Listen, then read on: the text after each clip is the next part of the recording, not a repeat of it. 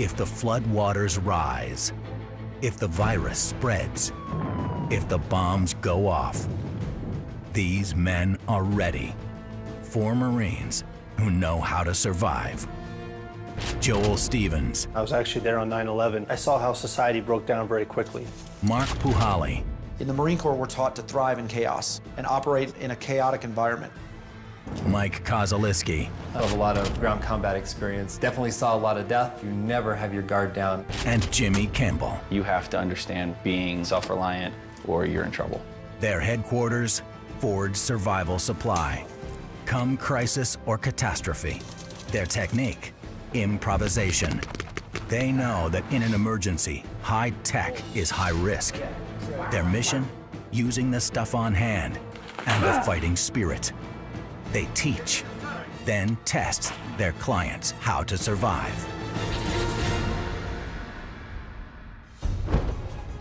Next, 2 Texas preppers find themselves on the wrong end of a gun.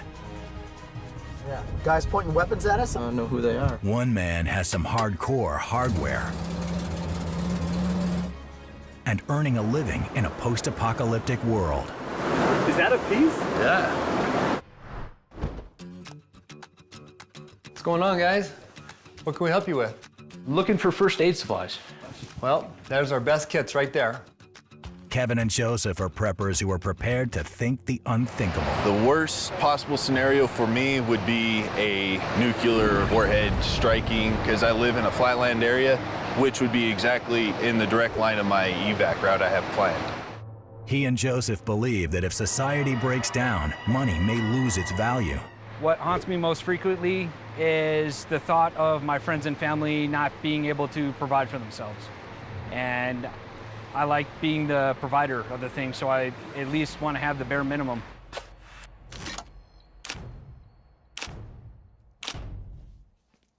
They have a time-honored plan for providing for their families. Well, we're prospectors and spend a lot of time up in the mountains. When you say prospectors, like gold? Like, Yeah, go out and look for gold. really?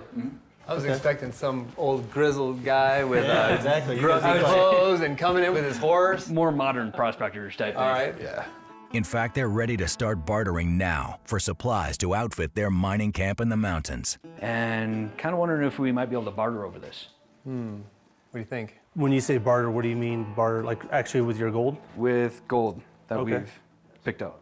Yikes, wow. I was expecting Okay. a gold coin or Yeah, a bigger container than that. I wish we could find something like that in the creek. Yeah, but- exactly. I was expecting some bigger amounts. Oh, wow. So how much is this worth? When I weighed it out last time, it was about $300 worth. Okay. And this take you how long to, It's about 4 trips out. Do we take gold, Joel?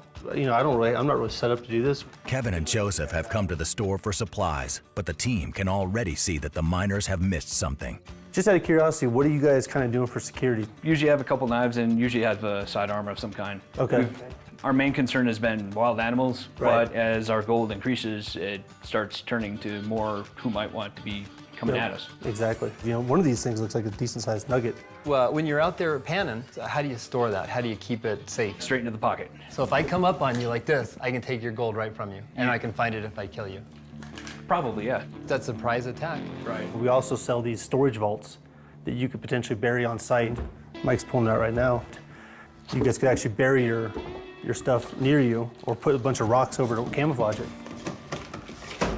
It's a fully contained system that has Mylar bags. You can store whatever's most valuable. The Forge team suspects the storage vault won't be enough to meet the miners' security needs. You know, maybe we should go out with them today and Yeah, that'd be kind of see how the operation goes. What do you guys think about that? I think it'd be awesome. cool. Joseph and Kevin take the crew to their mining location. This is kind of sweet. Very cool setting. Yeah, beautiful. This place is nice for us. It does good for us. It's a beautiful view. As beautiful as the site is, to Mike and Joel, it's extremely vulnerable. You guys are kind of trapped in here. Grid goes down and people are looking for you guys. You guys have valuable gold on you. There's not really a good escape plan. Joel and Mike walk the preppers through the situation they might face if society breaks down. If all of a sudden a scenario happened like Joel just mentioned, your $300 in gold just went to about $3,000 to $6,000 worth of gold. Right. So all of a sudden, everyone driving by and they say, hey, there's gold prospectors. We want to go down there and take it from you, what you have. Do you guys have a no-com plan if one of you gets attacked? No, that's something we haven't thought about. You are going to be the one they're going to be looking to take from because you're a soft target. One thing you'd want to do is think about keeping separation, okay? You don't want to be panning right next to the other, doing your operations right next to one another because you can be surprised. This is pretty loud, and I'm sure when the water is even higher, it's louder. Right. Some things you might consider is one on one side and one on the other, so you're always watching the other one's six. It's something to keep in mind, keeping your security high. I see a need for a long rifle in this kind of country. We have 1, 2, 3, 4, 5 different weapons that we carry. Next, they inspect their bug-out bag. I noticed you have a little bug out bag here. I do. What do you have in it? I just got some bare essentials in here, a little bit more on-the-go snack, bug spray so we don't catch any long-term viruses, hand warmers, Right. heat blanket. You know, it looks like you all have thought a little bit about, in your civilian lives, preparedness. When you're out here, you're already halfway to being where you want to go if something actually happens. I just recommend, increase the amount of stuff you bring out, knowing that it could happen while you're out here. Another simple one is a fishing pole. Fishing kit, have that just be a simple one that you keep in your bag because there's obviously more than just gold in this river. That might be a little easier to catch. Right. And so you want to be prepared to being able to bug out from here. Joel also offers some ideas on how best to escape. You guys might want to explore these mountains a little bit to see if there's like some type of egress route that you guys could take rather than the roads. Because once those roads get clogged, you're not gonna be able to get your car and get out of here. You guys are gonna be stuck down here. Yeah. Another idea that you guys could have is actually have a raft with you. Blow up, inflate a raft here, and actually take the raft all the way down to Denver. Wow. Kind of crazy in some spots, but Right. I think if you had to, definitely. You had to do it, you had to do it. Joel and Mike are always looking to increase their knowledge, so they get a little lesson in mining for gold. Usually when you go to a place that you've never been before, you want to go to where you think is gold. Dig out, get in your pan, come down here to the river, work it, and see if you see any signs of gold in your pan. Okay. If there is, then you know you should dig on further. If there's not, you know you need to move somewhere. So the old timers actually knew what they were doing. Oh, they knew a lot. Kevin and Joseph use a technology dating back over 100 years. The sluice box. There it is. A sluice box uses a combination of baffles and the flow of the stream to filter the heavier particles from the water, especially gold. This creates a thick sludge. Let me get the scoop. Scoop, all right. When you're near roads or any kind of municipal type places, you're gonna get things other than water floating on the surface. It is a laborious but potentially lucrative process. You guys are looking for little speckles of gold on the... Right now, this process pretty much cleans the sand and the dirt Okay. and leaves you with just black sands and small rocks. And the black sands are where the gold is going to hang out in. All we gotta do is show a little bit. Okay, there we go. This is just for like testing it quickly. The sludge is then panned out by hand to reveal any gold. The work can be dreary, but every so often you do hit pay dirt. Is that a piece? Is that gold? Holy Holy. Are you kidding me? Oh, I'll be down. How much do you think that's worth?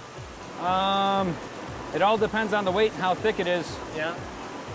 I would guess probably about $65, $70. Hey, I think we might be able to make a deal. Yeah, exactly. On that first aid kit. I can't believe you just found that. That's amazing. You see something like that in your pan, man, it makes it all worth it. Yes. wow. Yeah. Now you see the addiction part of it. I'd give anything for a fist-sized nugget. Oh, Yeah. yeah.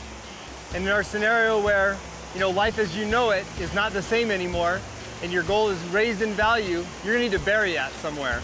And that's the survival cache vault that we showed you back at the shop. So I think across the river and somewhere where it's gonna be very difficult to get to, but most importantly, where you're gonna remember to get it. As far as barter goes in the future for Armageddon, everybody's got to be ready to barter. You got to look at everything you have in your stockpile and see what people are going to want to trade. Liquor, cigarettes, ammunition. Those are all things that you can stockpile today that could be bartered in the future. What if the currency goes to zero? What if there is no more currency? And people are going to be wanting to trade stuff with you, and that's what you got to focus on.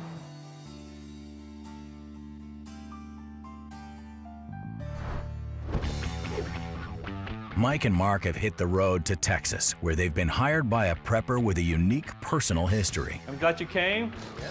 I got something to show you. Rick is a survivalist living in an upscale community next to a lake.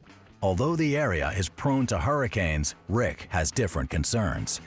For me, it's always the man-made that's more unpredictable than any natural occurring event. Rick's brought in the team from Forge Supply to advise him on his prepping plan. What I need from Forge Supply is advice on how to better defend my house and sharpen my defenses so that way I can respond when something does happen.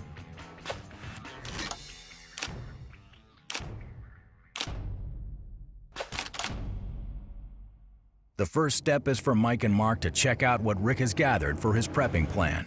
Let's go upstairs. Okay.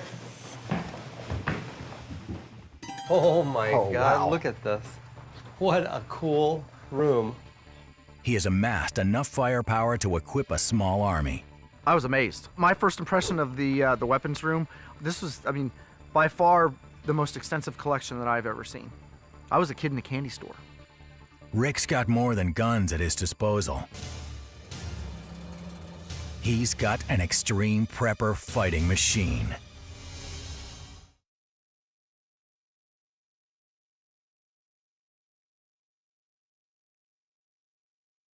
What a cool room. Thank you. The team has come to Pearland, Texas, to help a man with an abundance of weaponry prepare for the worst. How long have you been collecting these? For 20 years now. I mean, you buy a couple every year and, you know, slowly it adds up. Rick has already experienced what it's like when society collapses. He was born in Vietnam and clearly recalls the weeks leading up to the evacuation of Saigon. The date was April 29th, 1975. My mom tried to prepare me by making me a backpack, filled it with changes of clothes. She packed in some ramen noodles, and she even sold in a secret compartment for some money. And she told me, if we ever get separated, use this to survive. There was a sense of doom that was prevalent. You could feel it coming in the air, especially for me as a 7-year-old kid. The shooting started at around midnight of the night before. There was a mad dash across the tarmac. People were screaming and crying. We were still under fire. There was mortar fire, there was machine gun fire going off all around us. We were the first people there, and I was thrown into the C-130. To be able to see him clearly explain what happened on that day as a child, bullets flying, being thrown on a C-130, was just remarkable. And that really moved me. Not all the items in his collection are about survival. Some are about sentiment. Whose helmets are these? Aviation helmets, that's dedication to my dad. This is the type of helmet that my dad wore when he flew the Sky Raider. Oh, that's great to have your dad's. Yeah. Do you have rounds that will fit every weapon? Yes, I do. About how many rounds do you have total? I would say in the neighborhood of probably around from 8,000 to 10,000 rounds.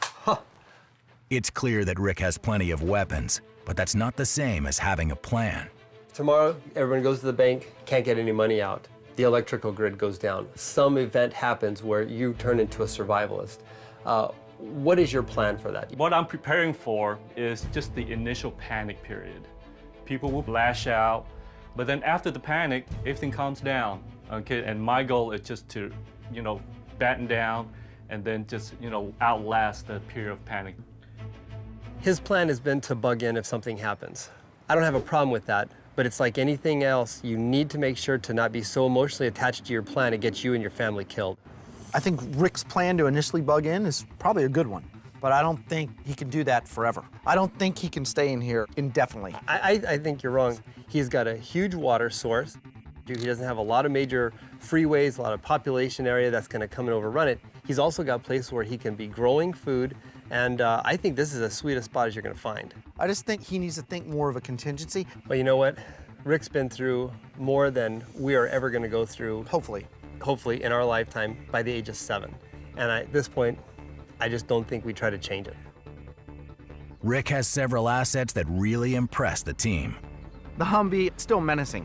It's menacing just with those antennas on there. An ordinary civilian would not know, is that a military vehicle? Is that a government vehicle? Is that an unmarked vehicle? Psychologically, it has him at an advantage. And he has another vehicle that is also impressive, in an entirely different way. A rare British fighting vehicle. This is a British Mark II Ferret armored recon vehicle. It was made in the 50s and used by the British up until the first Gulf War. Did you get this because you're a collector or you're worried about preparedness? To be honest with you, I started out with most of my things as a collector. It's not a far reach to incorporate what I already have into being prepared. Well, you mind if we climb up and take a look in the top? Be my guest. Wow. It's a recon vehicle, hence its size. Oh, look at this. And it's made to shoot and scoot on the battlefield, getting intel, and that's what the British designed it for. They call it the field mouse. That's the nickname for it. Field mouse. Field mouse, yeah. Because it's small size. Sure.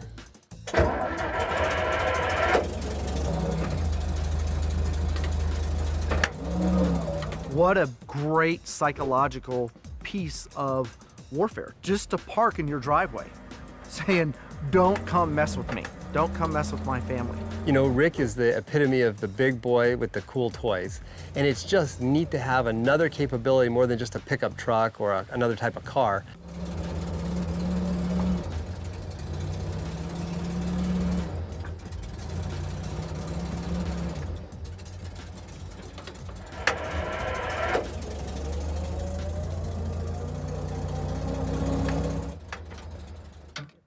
Guide me there.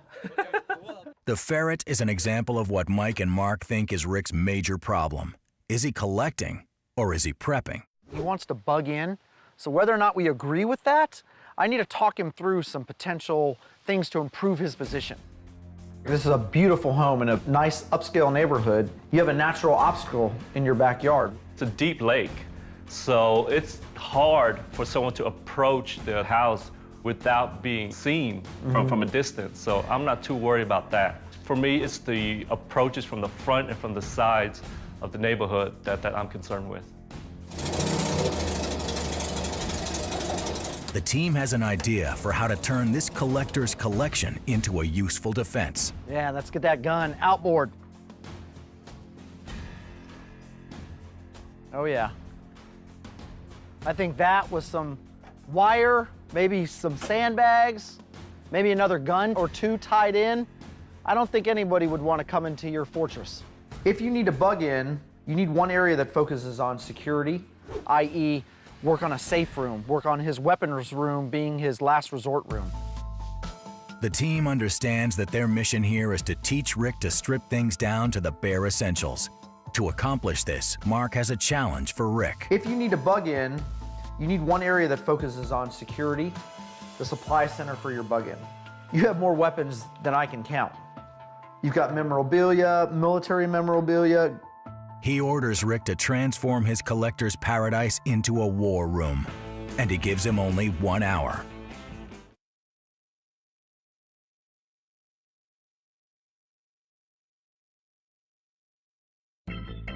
Mark has given Rick an assignment to transform his collection into a war room, and he has only given him 1 hour. As Rick works, he must decide what is collectible and what is useful.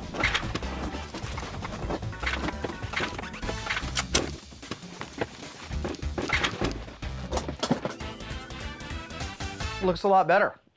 So yeah, no more kid toys here, more adult toys. Yeah, as you can see, I got all the MREs. Do you have water up here also? I do have some water in jerry cans. All the ammo that's at hand, gas mask, my rifles, my weapon, knives. I think everything is good to go up here. A lot of people ask, what should I use for home defense? Shotgun's a great home defense weapon.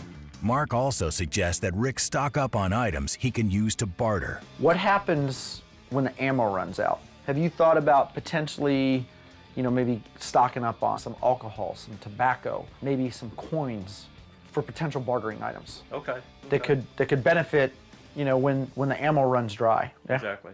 So you don't narrow yourself down just to one thing. Right.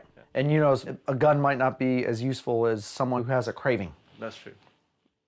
The team gathers with Rick to give him their assessment. You've been through things that we hope to never go through and that most people can't even comprehend at 7 years old. And you have barter items, you have fuel, you have weapons, you have food, you have water. So what you've set here is a good core, solid plan to build upon, and I think it's a good place that you're at right now. Being prepared and prepping is fun, it's interesting, it's historic, but the bottom line is the safety of my family. And that's all I really think about. That's where it really counts. After leaving Rick's, the team travels to another Texas town, San Antonio. Nice neighborhood. Yeah, real nice neighborhood. Mike and Mark have been hired by some family men who want to become better preppers. We're going to see Greg and Dan. They both have wife and kids. Okay.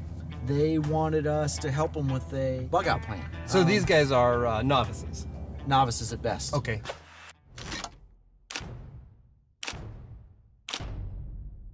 We're moving towards preparedness, so that you may think you are prepared and how easy it is to see that you are definitely not prepared. The team knows that Dan and Greg have a lot to learn, so they start them out with the essentials of being prepared. So this is some of the basics that I pulled out of my pack. It's not inclusive whatsoever. First aid and medical, some fishing supplies, some water gathering, water filtration, cooking utensils, a survival radio. Wow. That's hand cranked. Really? Mike uses the radio to make a larger point about preparedness. I don't like to see anything that needs batteries, okay? So if you kind of forget about it and need it, it'll still work without having to do replacements. A compass, some extra duct tape, sleeping stuff, a thermarest, bivy sack, poncho, cordage, which you can never have enough of. You can tell me a little bit about that, because we have more of the thicker rope. This is 550 paracord. What's nice about this is it's lined with more fibers in there, so you can cut it and you could make snares with this. You could make additional fishing stuff with it. You could sew with this. Many, many options. Dan's prepping inexperience is demonstrated by his questions. Is that a toothbrush? Yes, this is Mark Puhali's toothbrush. Actually, good question. This is a Marine Corps standard cleaning tool for your weapons. So, you're always wanting to make sure that your weapons are functional. You never want them to be dirty. The team knows that the smallest details are crucial, even down to how to pack your gear. Mike, you hand me this sleeping gear. What are you gonna need first? What am I gonna need last? Ideally, you wanna have the weight up on your shoulders. Now that they have the basics down, it's time to put together a bug out plan. We're here's San Antonio, big urban center, right? And you're just on the outskirts a little bit. Right. And we wanna go to your bug out location to the northwest. Correct. It's going into the hill country. Okay, so hilly terrain, 1 hour. It's not in case anything happens. That's Right. on a perfect day. What if the freeway it's just completely impassable? It's just littered with cars. Okay, that's something we need to think about. Those could be danger areas. So I recommend today we take your primary route. Okay. But we need to be prepared to deviate from that. Next, Mark and Mike will challenge Dan and Greg's readiness with real-life tests. What do you see? A guy. All right, what are you gonna do? What are you gonna do?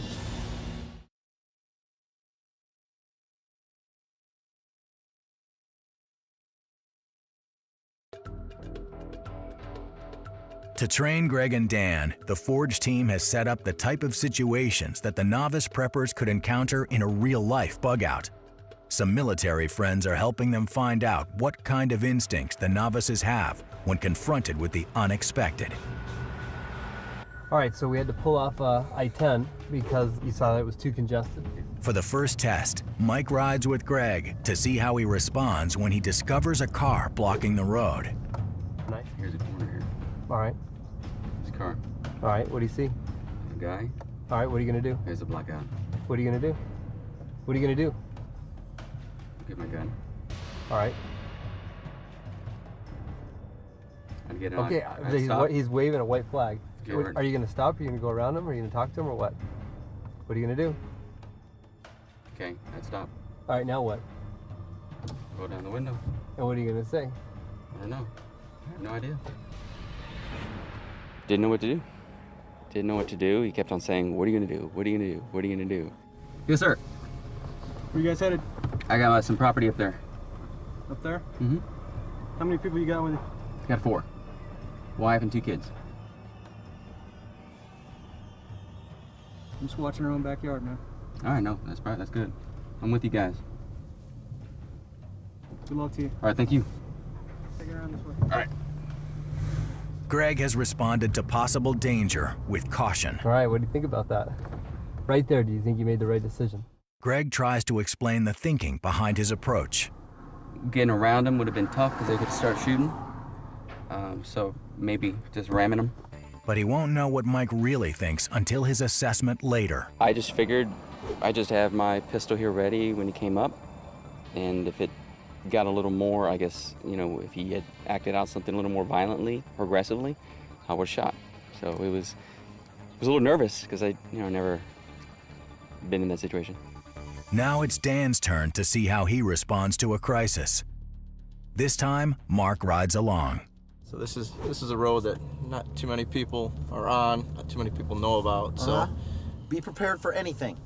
Looks like there's a bend in the road too. You want to be careful going around these things, especially when you can't see the long axis of the road. I know you got your sidearm ready to rock and roll.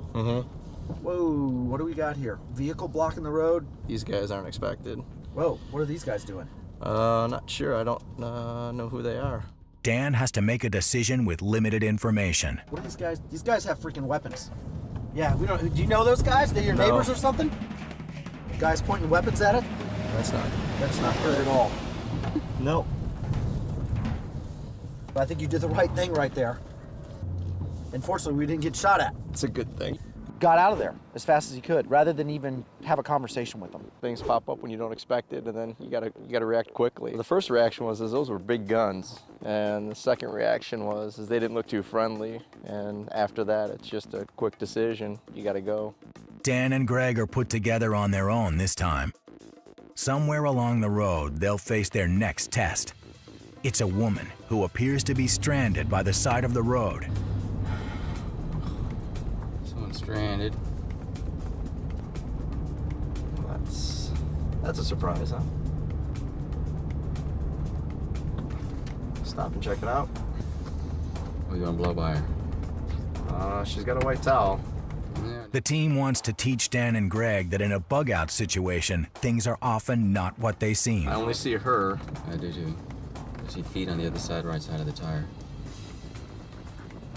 Okay, you wanna just see what they need? Yeah, stop back here. Yeah. Who's we? Is it just you? Yeah, me in the car. My car's been broken down for 2 hours. I don't have a phone. I don't have anything. Can you please help me? Okay. Keep your eye out though. All right. There's someone in the back seat. Head popping up. Head popping up. Someone's coming out. Someone's coming out. Are you alone? Watch out! Watch out! Go! They have implicit communication going on. They work very well together. We knew what we had to do. Said, we need to get from point A to point B. Can we help people out?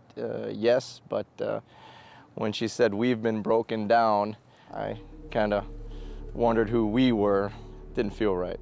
That was interesting. Said we. Either she's crazy or she really loves her car. Dan and Greg passed their second test with ease, but will they be able to survive their final exam? Y'all okay? Okay. Whoa!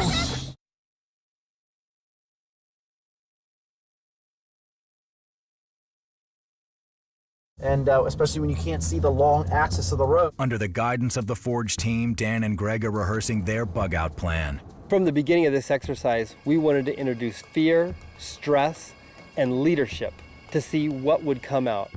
They are about to face their final exam. Pretty, well, I was gonna say it should be a pretty uneventful drive. Okay. Slow down. What do you think? Stop and see what's going on. Is that a baby or a purse? I don't see your right hand. Greg is suspicious from his last encounter and draws his gun for cover. Y'all okay? Oh! You see that? Hold a gun. They make it past their last hurdle and head to their bug-out location.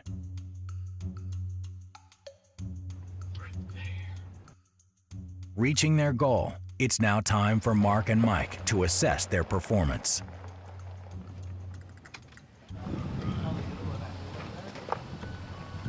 Hey, made it. Each scenario has taught the men a different lesson. So tell us about the drive over.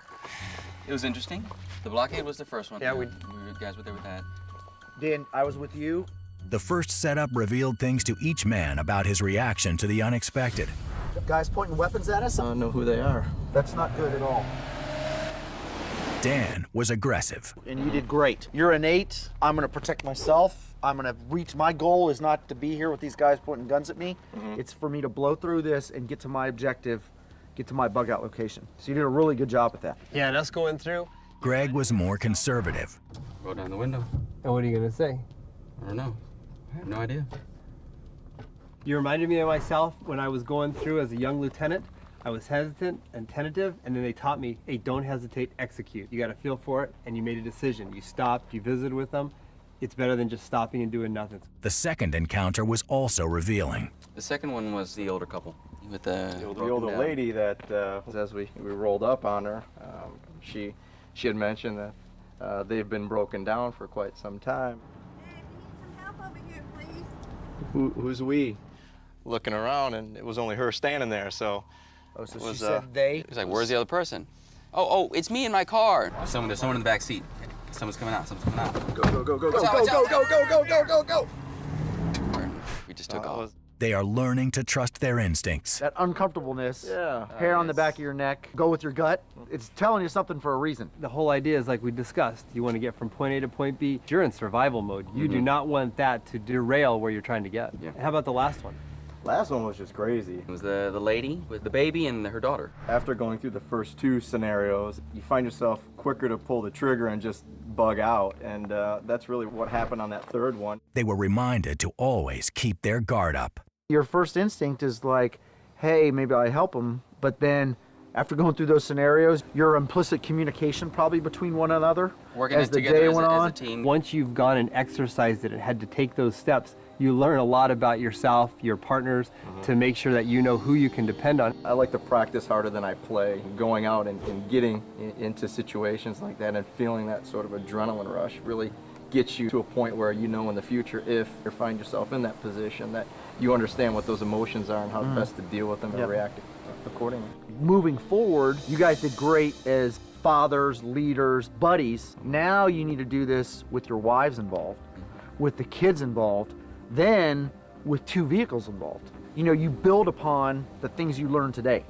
Murphy's Law is in effect all the time. And I think we brought that to light for them, that they could have, you know, contingency upon contingency when they're on their route out of town. Back in Colorado, a new customer arrives at the store. Kevin is a novice prepper. He's come to Ford Survival to get a start. The number one thing I want to learn is just survival, taking care of the family, get more educated and better prepared so I feel comfortable. Kevin increasingly fears a man-made catastrophe. I'm thinking maybe an economic collapse where our structure just, implodes on itself. I see people panicking, getting desperate, doing whatever they can to help themselves survive, and so it's going to come down to dog eat dog.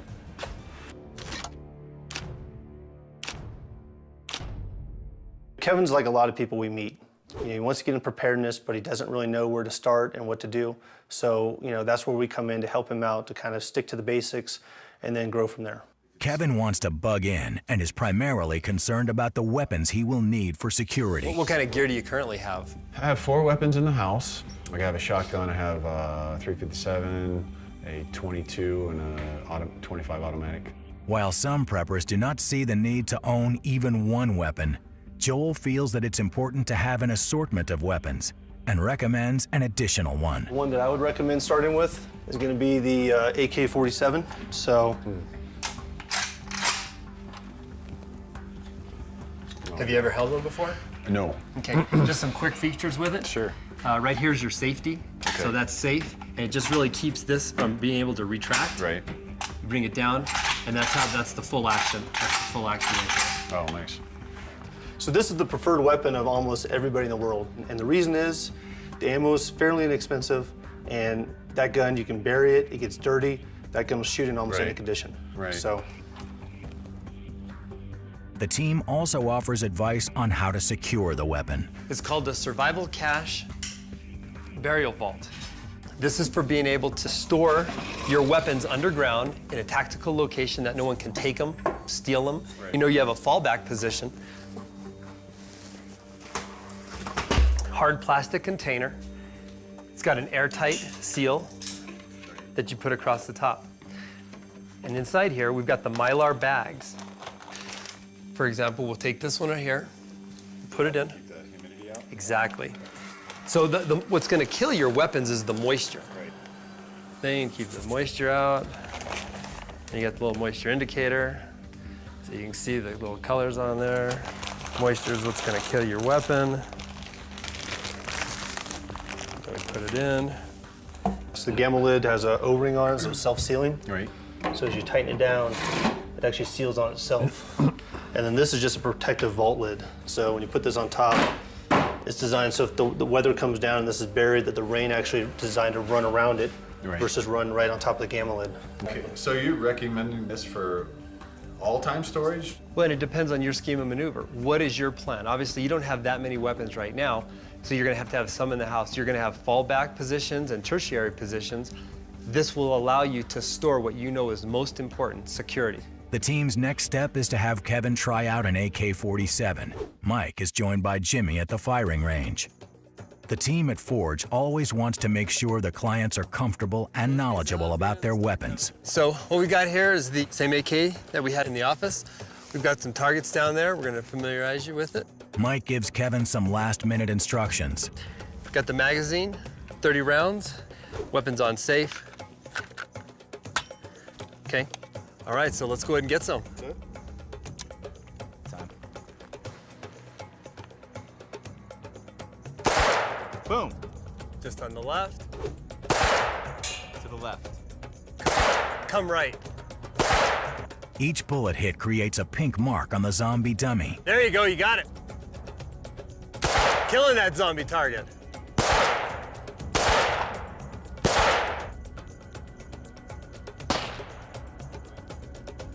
And you're excellent. Great shooting. How'd that feel?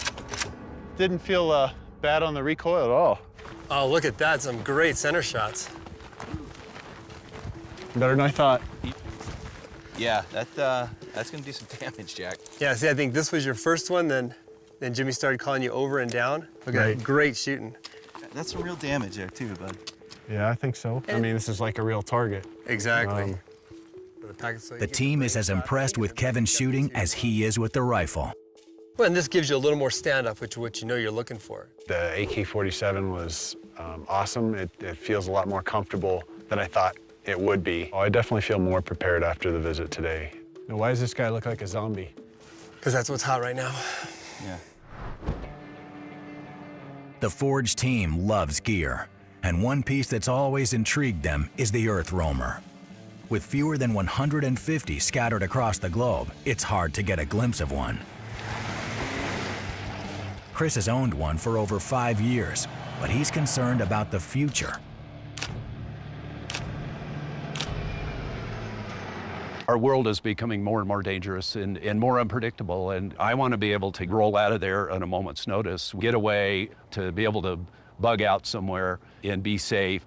Chris wants the team's advice on how to turn his vehicle into a battle wagon. It seems with an Earth Roamer, you don't really need a whole lot of gear.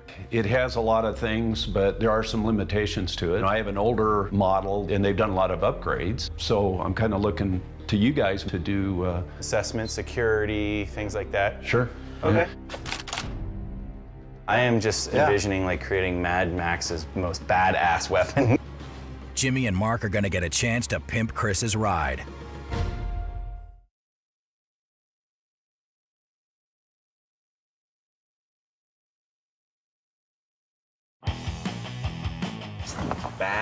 Dude, this is a beast. Chris has arrived at Forge Supply with one of the few earth roamers in the country. He's asked the team at Forge for their advice on how to beef up its security. The team begins their inspection. Oh, dude, I opened the door and my own personal red carpet came down. This is great. Come on in, let me show you around. The boys are obviously impressed. Wow. Everything is very well stored. This is like a luxury yacht, you know, on a big platform. It's great. Yeah. If you look behind you in that closet, that's the inverter for the solar panels. Chris's arsenal at this point is minimal. Just a Winchester? It's a 450 Marlin. Oh, right on. Wow. 450. Yeah, 450. yeah. I know this. You just have to shoot that and then scare the hell out of it. I mean, I thought the barrels were longer on these. Well, you know, that's like a brush gun. I like to moose hunt. You get real close up. Mark and Jimmy have several suggestions for upgrading the security of Chris's vehicle. Would you be opposed of having a slide-out gun bolt? Like so as it comes it out, can be hid just right into it. Yeah, it might be a gun bolt. spot, wouldn't it? Yeah. Maybe pad coat it too. Digitize it because you want to make sure that you have locks the whole way down. Real deal. Yes, it is. Can you imagine how bulletproof we'd make this thing? Oh, yeah. This type of vehicle, we could get crazy with. Like a flip-up hatch, and it's going to form a shield here, but you have outboard views to really keep the vehicle secure in the back. Before they make their final security suggestions, they travel to the factory where the newest models are available.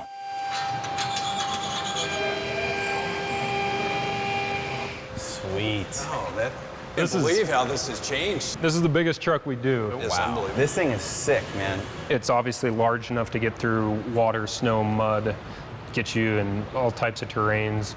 It's an impressive machine, but Jimmy is focused on security. You guys ever do any customizations, like hidden compartments, things that you could do for current customers, but, you know, a little bit more on the tactical side?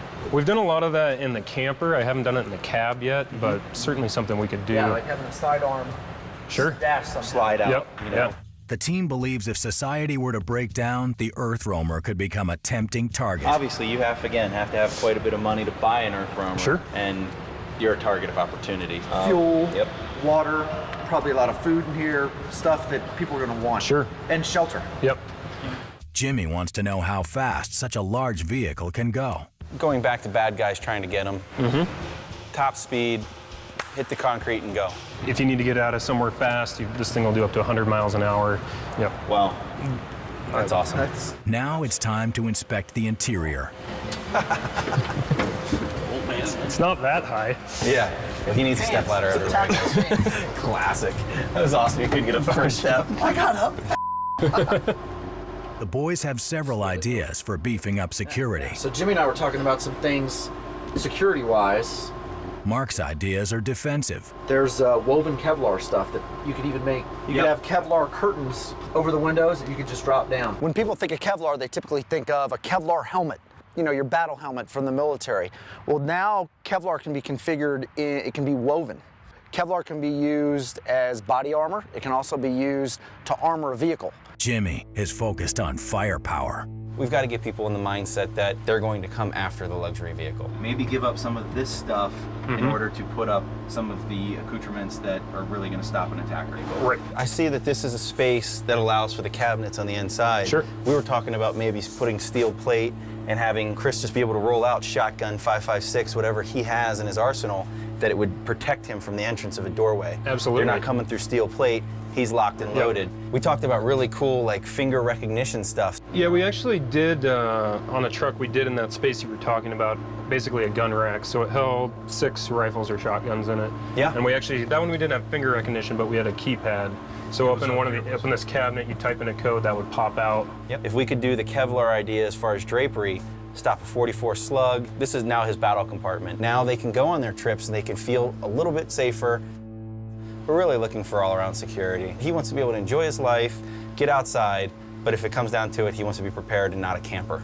Absolutely. You know, yeah. and that's what we're really going for. Security is a huge thing with a luxury vehicle like this. Sure. This is the ultimate bug-out vehicle. You can run the zombies over. You can bust through a roadblock or turn right off a road if need be. It's gonna take you there, and it can get you there fast, too. I want one of these rolling around in the Earth Roamer. and we go do consults.